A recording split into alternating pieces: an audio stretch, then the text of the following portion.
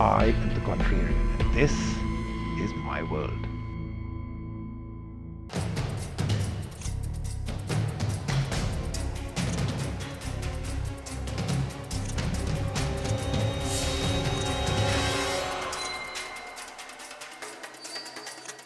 Hi, my name is Anubhav Nayyar. I head the Viber business in India. India is currently the biggest market for Viber. We are a consumer-first company, and that is why we believe all our users should have equal access to data. That is why I stand for net neutrality.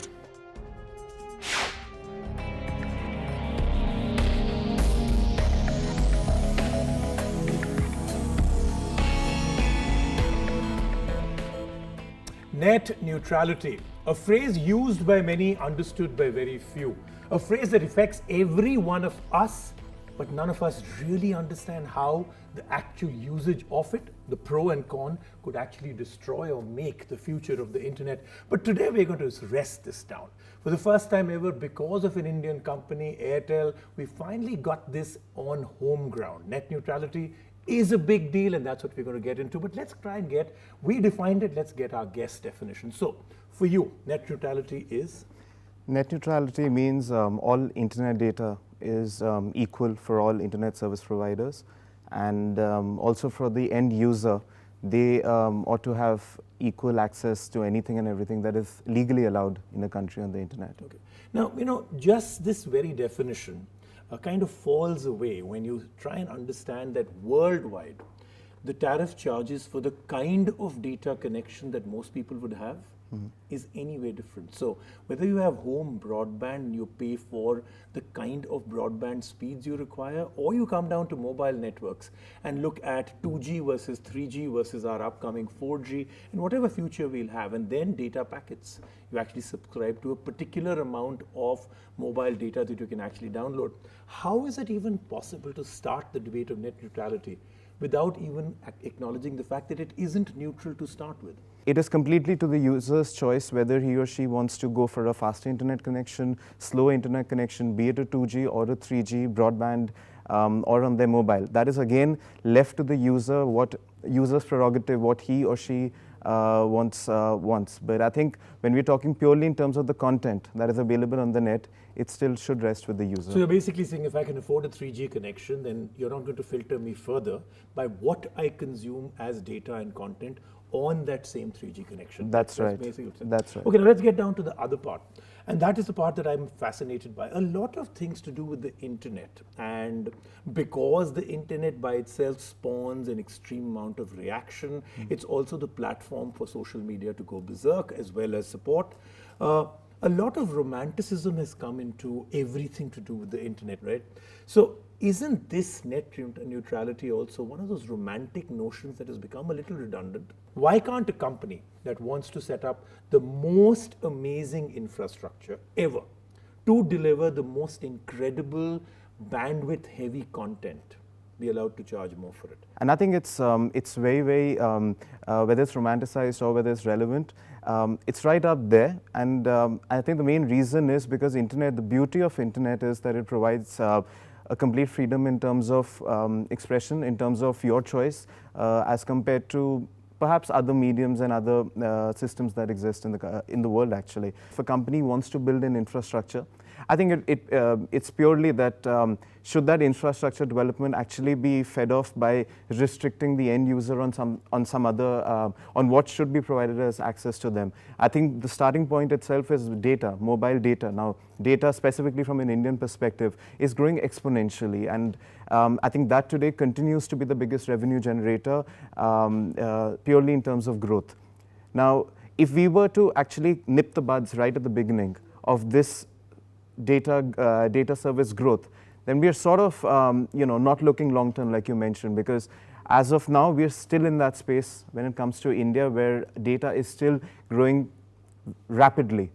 If you want to buy better quality steel, you're going to be paying a little bit more. If you're going to buy a different kind of a product of the kind of thing that you want to put in your house, you'll pay a different price for it.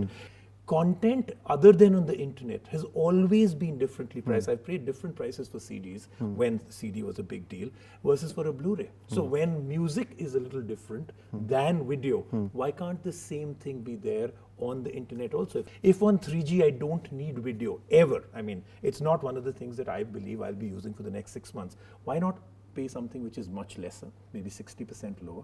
And 3G with video, I pay 100%. 4G with LTE, I pay 200% with video. Why can't that be the business model? And what's so, why does everybody get so scared of the fact that we're talking just business and economics? It's not a big deal. So you want to purchase better quality steel, yes, you go and pay that extra money. You need faster internet like we discussed earlier, you do pay that extra money. So I think the point over here is not paying a premium for service which is delivered faster to you. It eventually is the user who's finally paying that connection, whether it's a 2G or a 3G. Correct. So if he or she is happy with whatever they feel is the service that is being provided to them, putting in the content filter doesn't really add anything in terms of the overall experience. By putting in unnecessary gateways in between, it just spoils the experience. As Viber, we provide calls which will always work better on 3G. They consume a little higher data than pure messages. It's the end user who needs to decide whether they want to use it for calling or for messaging. You're trying to protect the cause of the user because your business model does need it to be net neutral. But there is another part of it that becomes very, very critical. There seems to be this overall thought in the world, whether it's to do with a network abroad or any network in Asia or even in India, that the network service provider is the bad guy. Airtel or somebody else that came up with this idea and got completely and absolutely blasted that they had to retract within a few days. They are painted as the bad guys because they want to make a little bit more money, to get a little bit more infrastructure, grow the network, give a better service, but every single thing they do, they get immediately pulled back. Isn't it a bit of a problem that these networks have lost a lot of business that they had earlier because of the Vibers and the WhatsApp of the world? The SMS business, one of the most lucrative, profitable businesses in the world, is the most dead business. It's 8 feet under and it'll never recover, right? Now, again, it's the user's choice whether they want to make a regular call or they want to make a Viber call. So I think the user's choice is clearly taken care of. Now, if you look at this, like I mentioned earlier, data is the biggest growth engine for any telco, I mean, globally and specifically in India. And I think even if you look at it as a percentage revenue that the telcos, whether it's in India or anywhere, are earning specifically through data, it clearly works. Okay, all right. So right at the end, I'm going to start off with a small segment that we do, which is a quick fire. So a quick short jab of a question and a quick short jab of an answer. Do you see nothing negative about net neutrality at all? Absolutely no negatives at all? We stand with net neutrality, and I think that's... But in a world where to do a larger good, there may be smaller bads, you see no bads at all. There's not a single reason or a thought that net neutrality at that part is a little dicey. No, we stand with net neutrality. Totally 100%. Yes. And that's you personally also. Yes. 100,000 people write an online petition to you saying we're okay to use Viber and pay extra per second or per MB or per kilobyte of data used only for Viber, but give us the world's best service. Would you go for it then? In that case, we would. You would, yes. but then you're defeating net neutrality for 100,000 Not people. necessarily, because we are, like I said, it's a consumer choice. What's wrong if certain parts of the future are funded by the users right now? All of us who are first movers, people who buy the latest flagship smartphone always pay a 25-30% premium than the guy who'll buy the same flagship smartphone 6 months later. What's wrong if a group of people actually fund the future where video bandwidth and higher heavy usage bandwidth is paid for today for better infrastructure for tomorrow? Why is there such a hue and cry about it? I think because we're, like I've mentioned earlier again and again, that we are still at a place where the data growth itself is, we're in the middle of that space where data itself is growing exponentially. So I would say that we are jumping the gun and getting into, I would say, almost the next level of filtering content or providing that premium for content. What about you having a deal with a telco that filter us and come up with a package where we're going to subsidize the user, let the user not be the person to do it? Why can't you do some filter content, then the net remains neutral. Consumer pays the same. But you're the in-between, the middleman that makes Viber work better. I think the again, the basis over here is that you want to provide better service, and for providing better service, you need you need extra money coming from somewhere.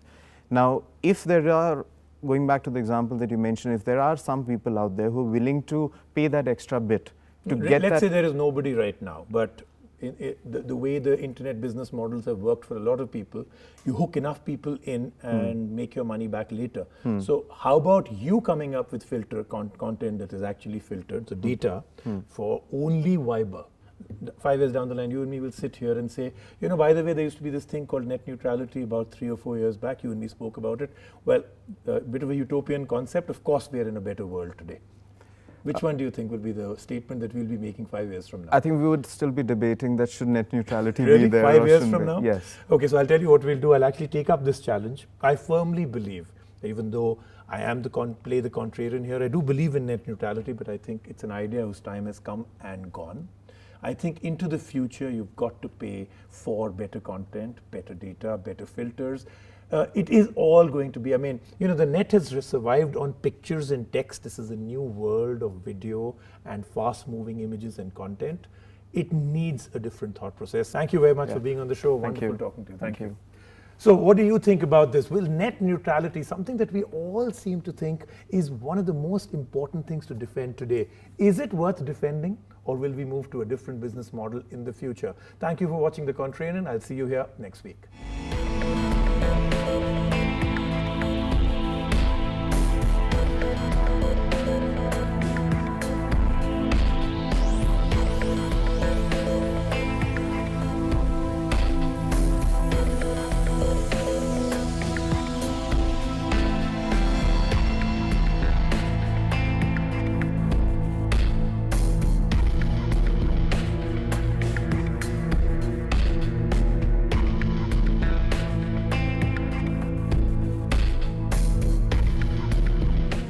I am the Contrarian, and this is my world.